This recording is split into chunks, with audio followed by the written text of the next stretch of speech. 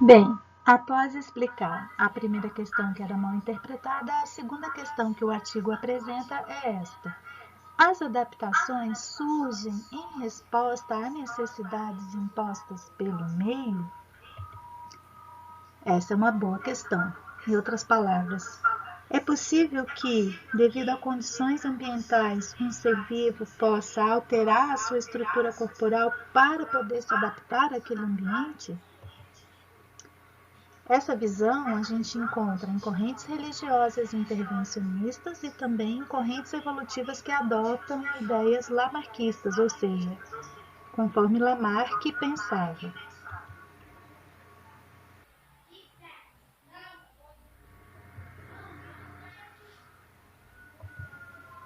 Mas, se observarmos aqui, contando, nós temos aqui o como Lamarck pensava. Para explicar, por exemplo, o tamanho do pescoço da girafa. Para Lamarck, a girafa ela usaria o pescoço, né, para poder alcançar o alimento que estava lá no alto, e com isso ela adquiriria essa característica de conseguir ter um pescoço maior. Com isso, seria responder sim para essa pergunta assim, mas como eu já disse, Lamarck já não é mais acreditado. Darwin explicaria por outra forma a questão do tamanho do pescoço. Ele diria que naturalmente existem girafas de tamanho de pescoço variado e que as que tinham o pescoço maior conseguiram se alimentar lá no alto e então, consequentemente, sobreviveram, conseguiram reproduzir e passaram essa característica para os seus descendentes. Então, já que agora é Darwin, que é quem a gente acredita, né, os biólogos, a biologia não consegue ser explicada sem se acreditar na teoria da evolução, e até o momento ninguém falou contrário a essa teoria, né, cientificamente. A resposta à pergunta acima é não. Não é o meio ambiente que impõe condições às quais os organismos devem ajustar-se, como pensava Lamarck, e sim que o meio ambiente seleciona as características mais adaptáveis existentes dentre a variabilidade genética que existe, como postulou Darwin com a sua ideia de seleção natural.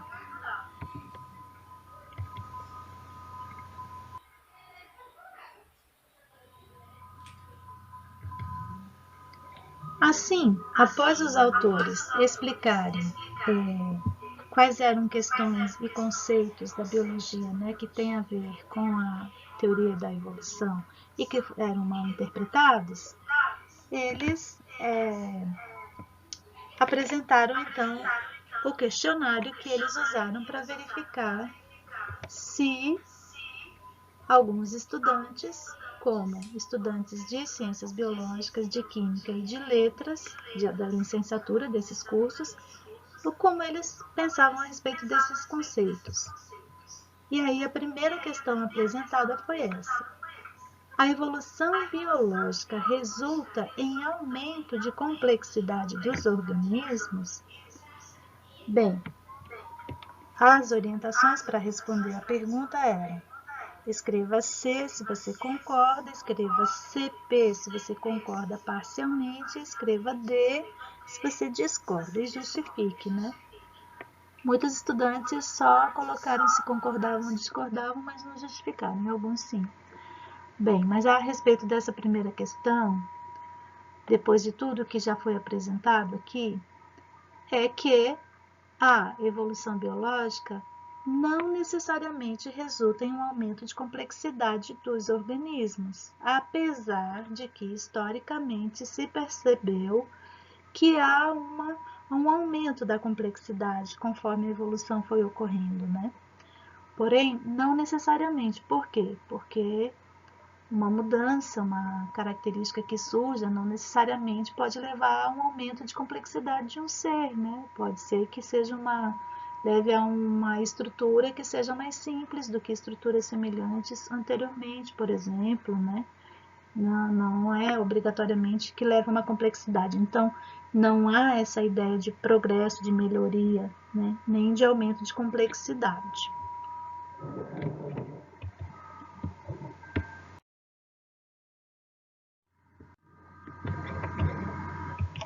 A segunda questão colocada foi: é possível ordenar os seguintes seres vivos do mais complexo, aliás, do mais simples para o mais complexo, caso concorde números? E aí apresentaram as seguintes figuras: uns protozoários, uma estrela do mar, uns cogumelos, umas plantinhas herbáceas ou arbustivas, um coqueiro, uma orquídea, uma pulga e um ser humano.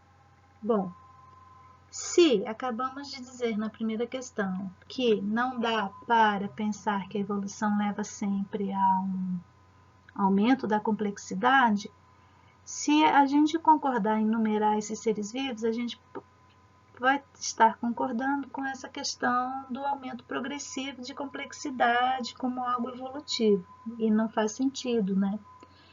Mas, segundo os autores, muitos responderam erroneamente, colocando geralmente os protozoários que são unicelulares no início dessa escala, né, dessa numeração, e o ser humano no final, e o meio um pouquinho diferente caso a caso. Mas eu pergunto para reflexão, mesmo que, independente da questão evolutiva, você quisesse só fazer uma ordenação por nível de complexidade, quais critérios você usaria para dizer quem é mais complexo? Se uma estrela do mar ou uma pulga, ou um cogumelo e uma planta, enfim, não é? Ou uma planta e um animal? Para reflexão, certo?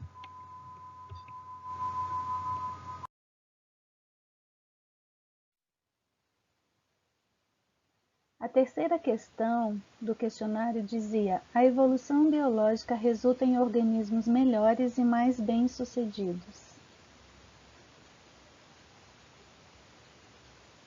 Essa afirmação não é correta, porque nem sempre a evolução resulta em organismos melhores e mais bem-sucedidos. É possível que algum ser vivo, ao evoluir, sofra uma mudança que não seja adaptável naquelas condições ambientais em que ele vive e que pode inclusive levá-lo à extinção.